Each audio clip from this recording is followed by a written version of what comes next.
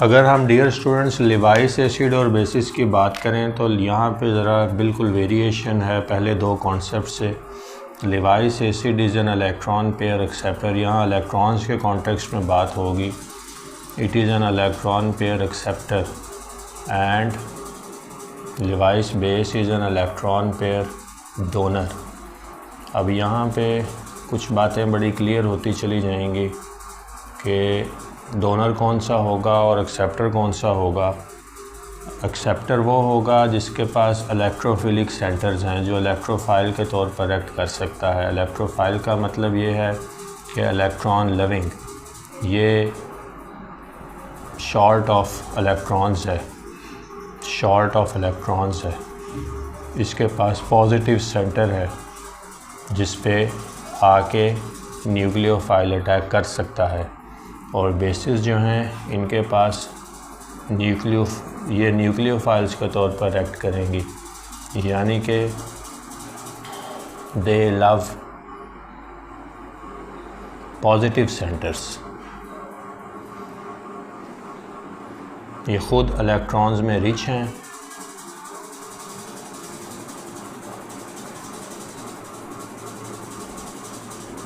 ये ख़ुद इलेक्ट्रॉन्स में रिच हैं, याद रखिएगा।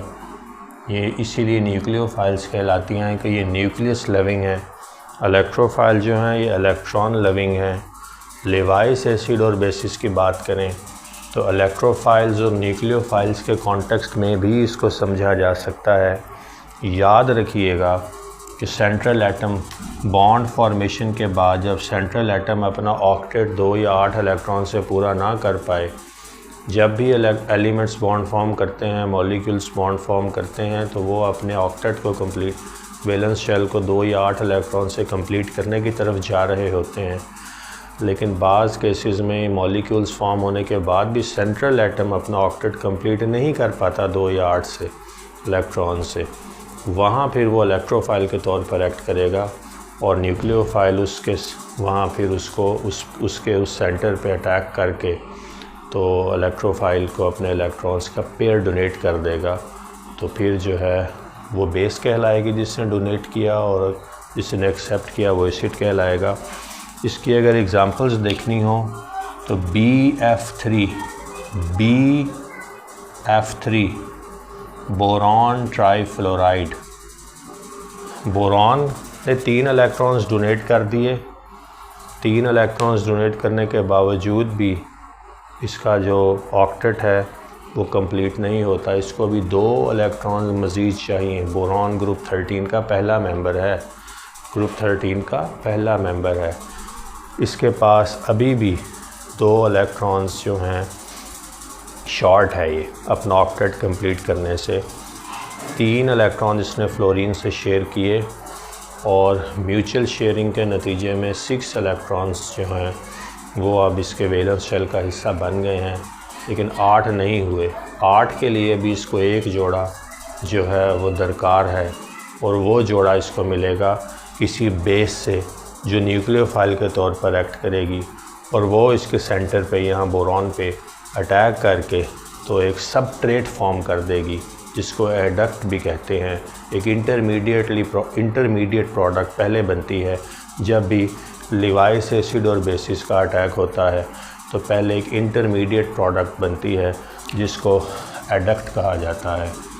तो एडक्ट फॉर्म तब होगी, वो फाइनल प्रोडक्ट नहीं होती, फाइनल प्रोडक्ट उसके बाद बनती है, लेकिन इनिशियली जो है न्यूक्लियोफिलिक अटैक के नतीजे में एक एडक्ट बनेगा। और मैंने बोरॉन ट्राईफ्लोराइड से आपको बात समझाने की कोशिश की है। अब यहाँ पे बोरॉन जो है ये इलेक्ट्रोफाइल है, this will act as an acid, and base के तौर पर जो स्पीशीज़ एक्ट कर सकती हैं वो रिच इन इलेक्ट्रॉन्स होंगी, जैसे कि अमोनिया है। अमोनिया के पास एक लोन इलेक्ट्रॉन पेयर है NH3 में। जैसे कि वाटर है, वाटर में ऑक्सीजन के पास 2 लोन इलेक्ट्रॉन पेयर्स हैं जो ये डोनेट करने की सलाहियत रखता है। तो ये सारे के सारे साइनाइड आयन है, रिच इन नेगेटिव चार्ज है। हाइड्रोक्साइड आयन है, रिच इन नेगेटिव चार्ज है। तो ये सारे के सारे जो हैं ये एक्ट करेंगे एज अमीन्स हैं, अमीन्स RNH2 ये भी अमोनिया के डेरिवेटिव्स हैं, अमीन्स। तो ये भी जो हैं ये उसके तौर पर एक्ट करेंगे न्यूक्लियोफाइल्स के तौर पर।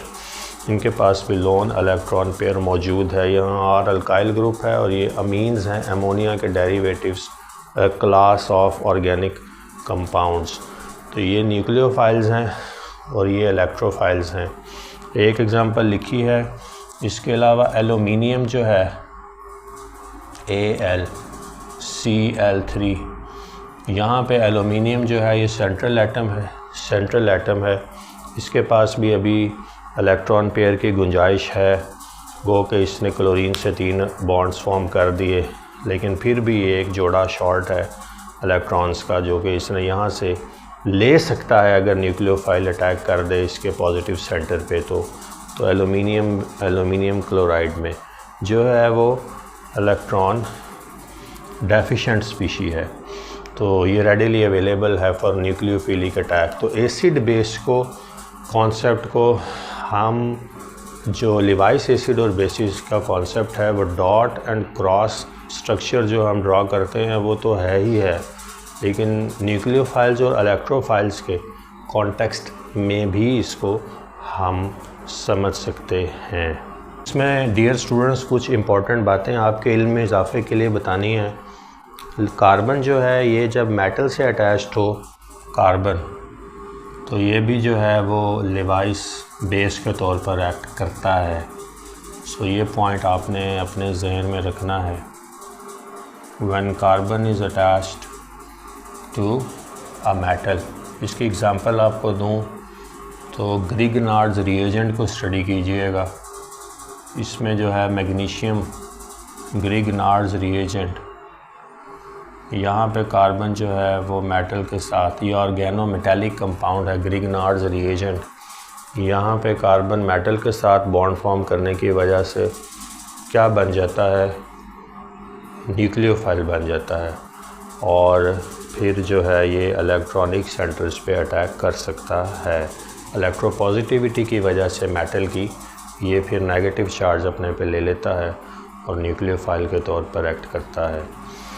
इसके बाद दूसरी बात डियर स्टूडेंट्स पाई बॉन्ड की है। जो सेकंड बॉन्ड फॉर्म होता है दो एटम्स के दरमियान, सेकंड बॉन्ड, उसको पाई बॉन्ड कहते हैं। तो जब पाई बॉन्ड फॉर्म हो जाए दो एटम्स के दरमियान या दो एटम्स के दरमियान किसी मॉलिक्यूल में, तो वो भी फिर वीक न्यूक्लियोफाइल्स के तौर पर एक्ट कर सकते हैं, यानी लिवाइस बेसिस के तौर पर एक्ट कर सकते हैं। उसकी वजह यह है कि pi bond is a weak bond, pi bond is a relatively weak bond. Unhybridised orbitals की वजह से पाई बॉन्ड जो है वो बनता है। उसमें न्यूक्लियस की दोनों एटम्स की होल्ड नहीं होती, ये याद रखिएगा। तो जो पाई बॉन्ड होता है सिग्मा बॉन्ड के बाद सेकंड बॉन्ड जो फॉर्म होता है, इथीन, इसकी एग्जांपल एक देख लेते हैं। ये इथीन का मॉलिक्यूल है।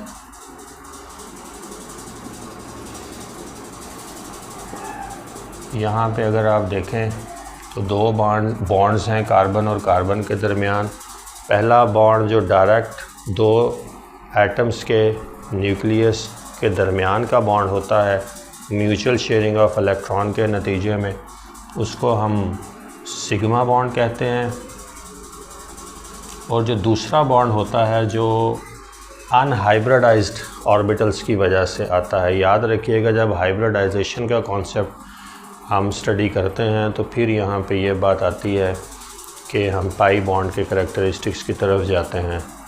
तो sigma bond is form direct overlapping के नतीजे में, और जो पाई बॉन्ड है वहाँ सेकंड बॉन्ड है, ये डायरेक्ट, ये अनहाइब्रिडाइज्ड है। अनहाइब्रिडाइज्ड का मतलब ये है कि ये इसके दरमियान एक वीक सा बॉन्ड है, क्योंकि एक इलेक्ट्रॉन का जोड़ा मौजूद है, गो के वो डायरेक्ट दो न्यूक्लियस ने होल्ड नहीं किया हुआ, वो यहाँ डायरेक्ट बीच में नहीं है। अगर उसको हम शेप के तौर पर समझना चाहें तो वो इस तरह परपेंडिकुलर होता है, perpendicular to the plane of the first bond which is the sigma bond. तो यहाँ इलेक्ट्रॉन का पेयर मौजूद है, एक इसका है, एक इलेक्ट्रॉन ये है, एक इलेक्ट्रॉन ये है। तो ये अनहाइब्रिडाइज्ड pz ऑर्बिटल है इथीन मॉलिक्यूल का, और ये सेकंड बॉन्ड है जो कि इस बॉन्ड से वीकर है। ये वाला बॉन्ड जो है ये डायरेक्ट ओवरलैप के नतीजे में बना है, तो यहाँ पे तो ये इस तरह से होगा।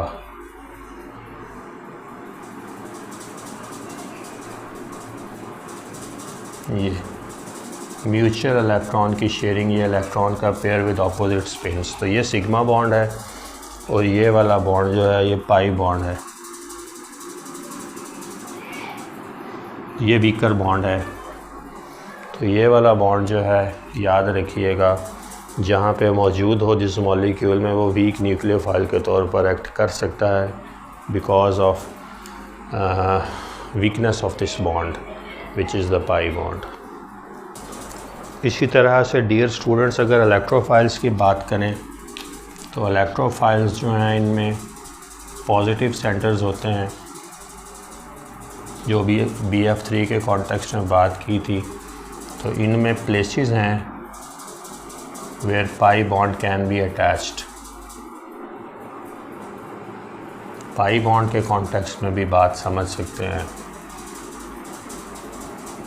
जो इलेक्ट्रोफिलिक सेंटर है वो पाई बॉन्ड को भी एकोमोडेट कर लेगा, और इलेक्ट्रोफाइल जो हैं ये इनमें लो इलेक्ट्रॉन डेंसिटी होती है और इनका ऑक्टेट इनकम्प्लीट होता है।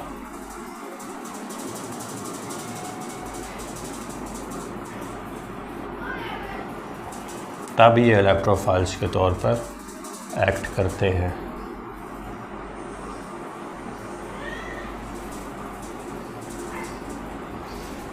लिवाइस एसिड और बेसिस की, ये अमोनिया का मॉलिक्यूल है, ये इसका लोन इलेक्ट्रॉन का पेयर है, और ये बोरॉन ट्राइफ्लोराइड है,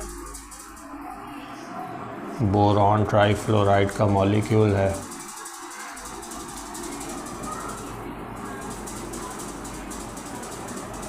अब यहाँ पे जो है पहले एडक्ट बनेगा, जिसका मैंने आपको बताया था कि ये इसका इलेक्ट्रोफिलिक सेंटर है और ये न्यूक्लियोफाइल है, ये लिवाइस बेस है